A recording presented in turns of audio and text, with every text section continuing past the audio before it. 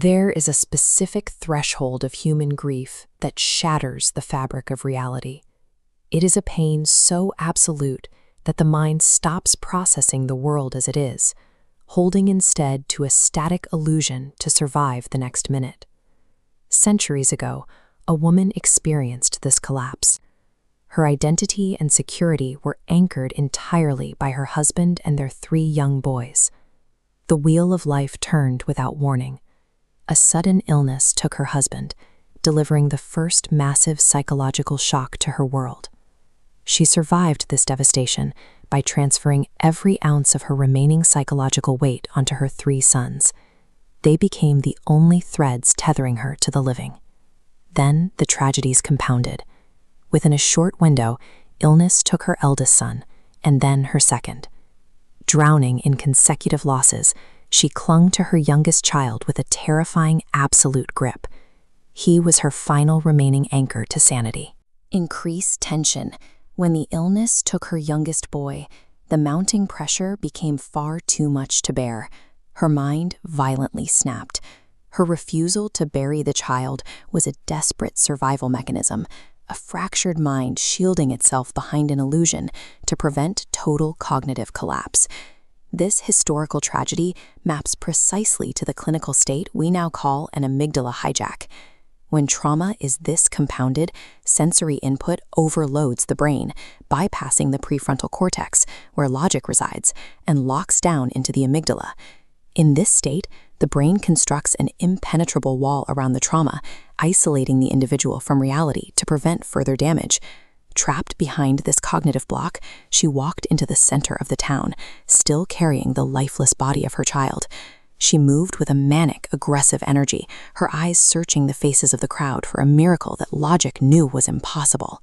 She eventually reached Gautama the Buddha, who sat quietly in the shade of a tree. When the mind is locked in a hijack of this magnitude, standard words or philosophical lectures cannot penetrate the trauma. The confrontation was visceral. A shattered, furious mother screaming at a still figure, demanding that if he were truly awakened, he would prove it by bringing her son back to life. While the crowd watched in silence, the Buddha observed her with clinical precision.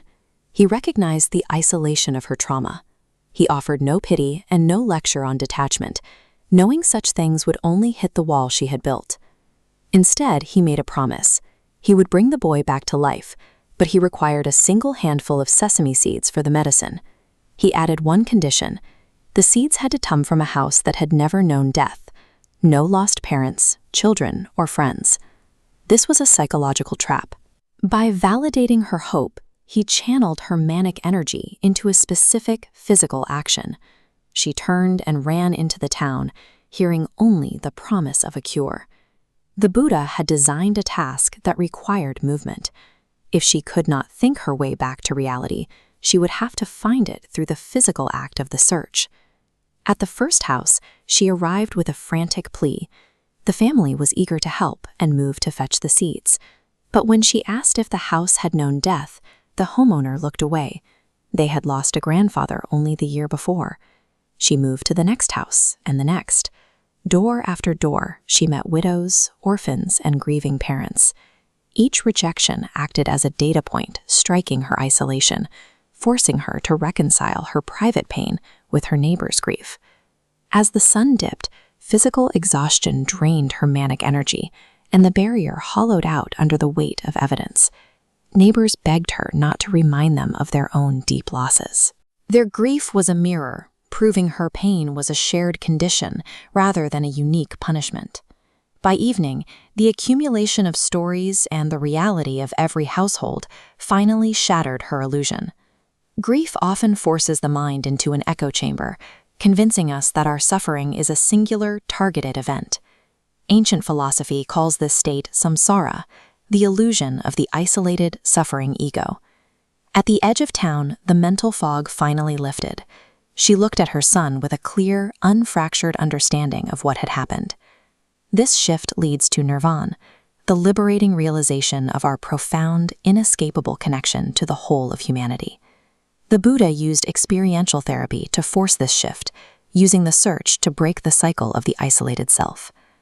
Moving from samsara to nirvan requires the realization that death and pain are the universal taxes paid for the privilege of life and love.